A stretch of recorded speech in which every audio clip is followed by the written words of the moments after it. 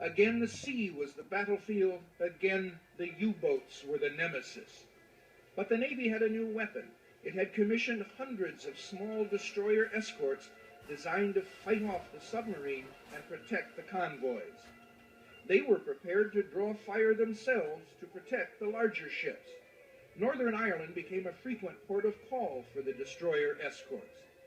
Unique among these ships heading for Belfast Harbor was the USS Mason, the first American warship ever manned by an all-black crew. Although African Americans had comprised 40% of the Navy in the Civil War, since 1900, the Navy had relegated them to service as cooks and waiters. At the urging of Mrs. Roosevelt, the President commissioned the Mason to give African American sailors the chance to prove themselves and take a warship into combat. All the boys on the Mason were all raised right here in this country, and we couldn't go to a movie show or sit down to a counter in Woolworths even. We had to go around to the back. Then next thing you know, we were on a ship. We're scared, and we go to Ireland. And the people didn't look at us as our skin color. They looked at us as true American fighting men. Our first maiden voyage was into Belfast. That was where our last stop. It was a maiden voyage. It took us 42 days. There's always a question in your mind what you're going to meet, how the people will greet you. Because here we were so many black guys. There was 160 of us on one ship. Whenever you go in any place, the captain always say, don't go alone. Be 2 or 3 together and stay together no matter what. So we are apprehensive at first, but then when these greetings start coming our way without any effort. You see, sometimes when we talk about Ireland and how well we were received, you might get the idea that it was a novel experience for them, but if I'm not mistaken, I'm told that some black soldiers had been there prior to our arrival. So our coming in was not a novel experience. It was their normal way of treating people. That's what I'm impressed about. One thing I noticed, that the girls, they were beautiful. They didn't wear any lipstick, no type of makeup, not one. And this was like in June '44. There's a girl sitting here, and I'm on one side, another shipmate on the other side, and I had never learned to dance, but everybody was dancing. So somebody came over and asked this girl for a dance, to dance, and she turned to me and said, may I dance with him? Now that made an impression on me, showed me how courteous she was, and that's why I remember her name, Sadie O'Neill. I never forgot it.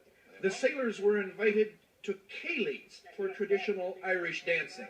And she said, you ever heard of the blacker? And I heard that word black, see? My ears pricked up. I said, what you say? She said, you ever heard of the blacker? Black? And the other guy said, I asked him, what did she say, man? What did she say? She said, no, my lap called me black something. And he said, oh, no, she wants to know if you ever heard of the blackout.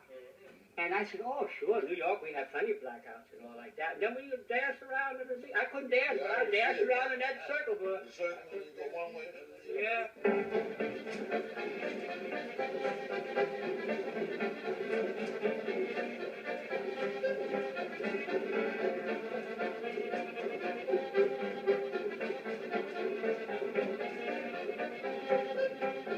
This way, the circle. Then all of a sudden, a beat from the band, and everybody started going the other way, and then you fall over each other until I got used to it. I waited and listened for the beat. When they went this way, I went this way. It was lovely. It was a really beautiful act. I thought that was wonderful.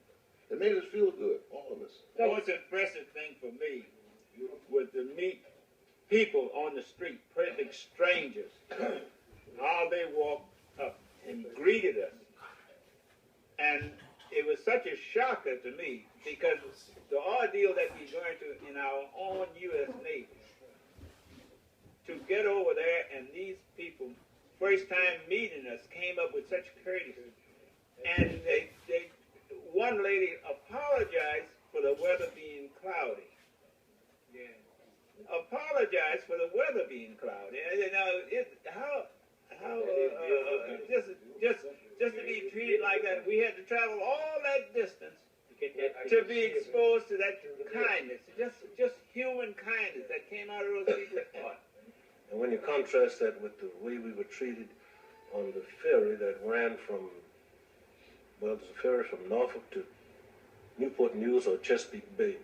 And I was sitting there in a lunch counter with one of my shipmates who was white, and we both ordered.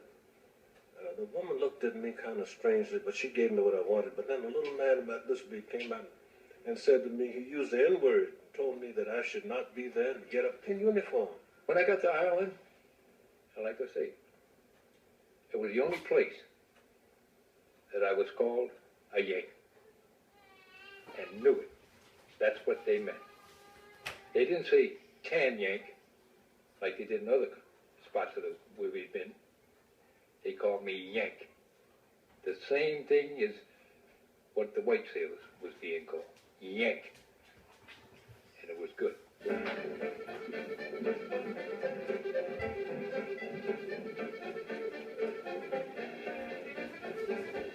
But the moments of fun were brief. Then it was back to the open sea and the dangers of convoy escort duty. The Mason's men